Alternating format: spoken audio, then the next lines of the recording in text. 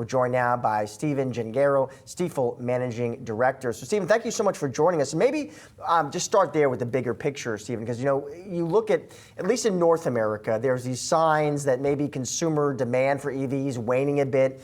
We hear, you see these companies, Stephen, they're cutting prices, they're pushing back these $1 billion in EV-related investments. I just be interested to get your take, at least here in North America again, the U.S. particularly.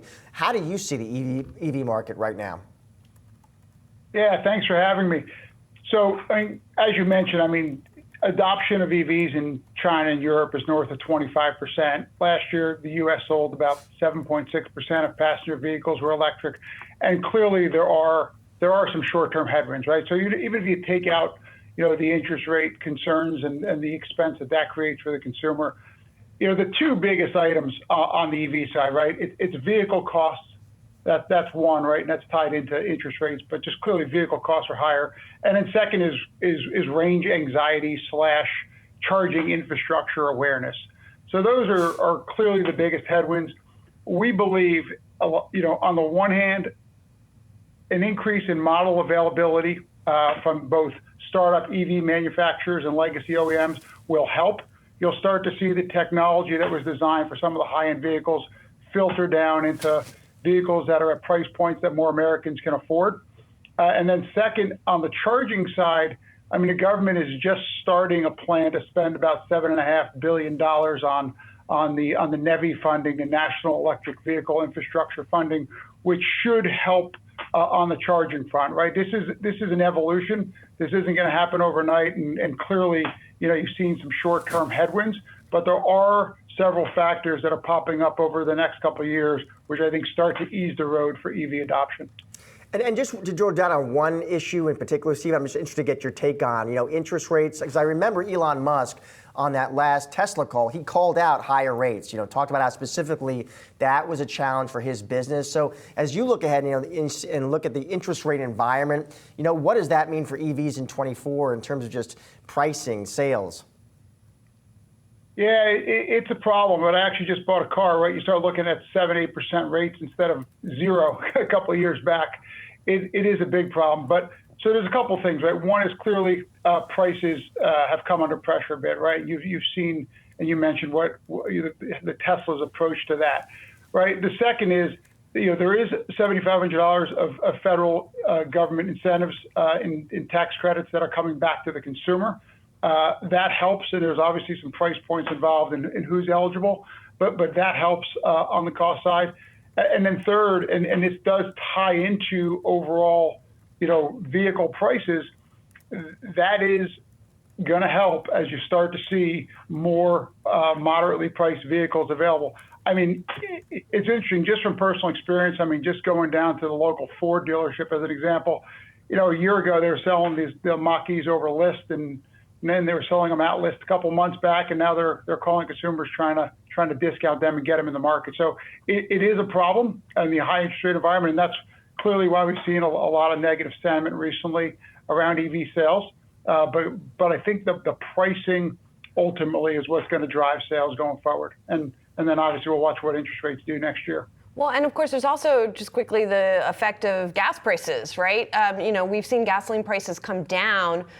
Since you've been covering EVs specifically, what kind of correlation do we see between gas prices and the appetite for EVs? And is there sort of a threshold, a particular price for gas, where you start to see things reverse? It's a really interesting question, and I think, when you look at this from the commercial side and you start looking at fleet adoption, this concept of total cost of ownership over time is clearly something that the commercial customer thinks about. From a consumer perspective, we can look at the correlation between gasoline prices and EV sales, but the reality is, I think most consumers look at a vehicle purchase, they look at what their monthly lease payment looks like or their monthly financing payment, and that's sort of the number that jumps out. So the vehicle cost itself is really what plays into that, along with interest rates. If you start to look at the savings over the course of a 3-year or 5-year ownership, then you start to see savings that can range from $400 or $500 a year up to $1,000 plus, depending on the model you buy and the vehicles driven. But there's definitely a cost savings. But from a consumer perspective, I don't think that plays nearly as big a role in the purchase decision as it does from a commercial perspective. And Stephen, let's get into some of these initiations here now with some picks. Rivian, you initiate as a buy here, Stephen. How come? What's the thinking there?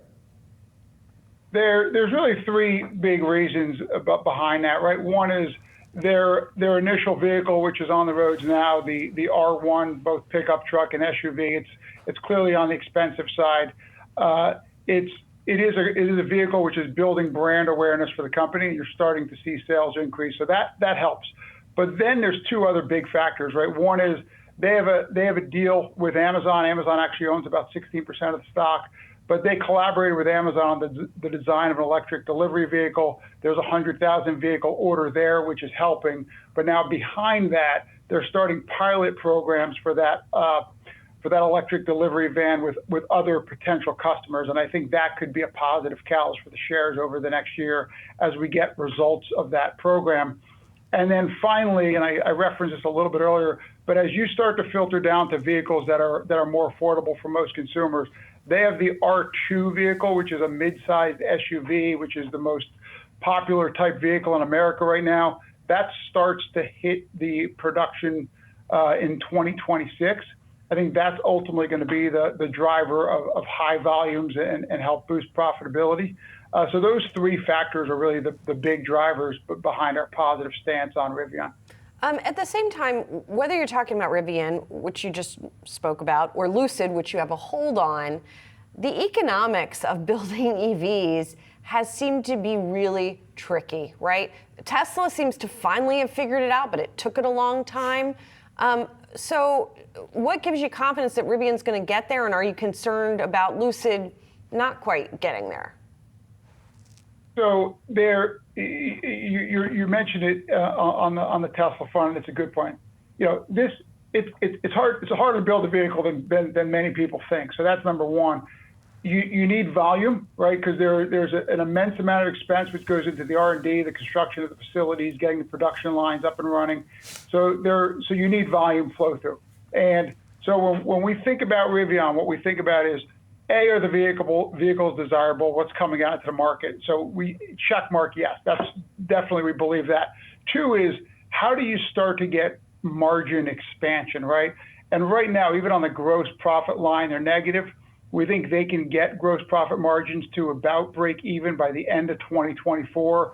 There's a few factors behind that. One is higher volumes. Two are some new technologies they're introducing onto the production lines next year. They've renegotiated some supplier agreements which help with the cost side.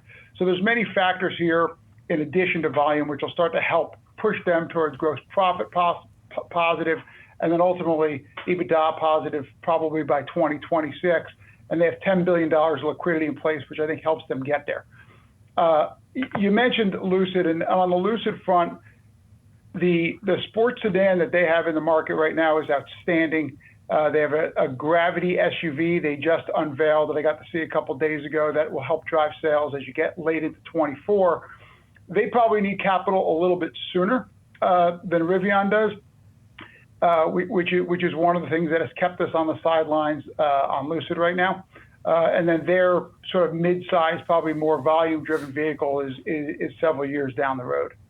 All right, Steve. The other, just one other quick point there is, the one other quick point there that's worth noting on Lucid, the Saudi PIF fund owns 60% of the stock. They have a large order and manufacturing facility going up in Saudi. So they have a very wealthy shareholder/partner that's behind Lucid, which I think will help the funding get.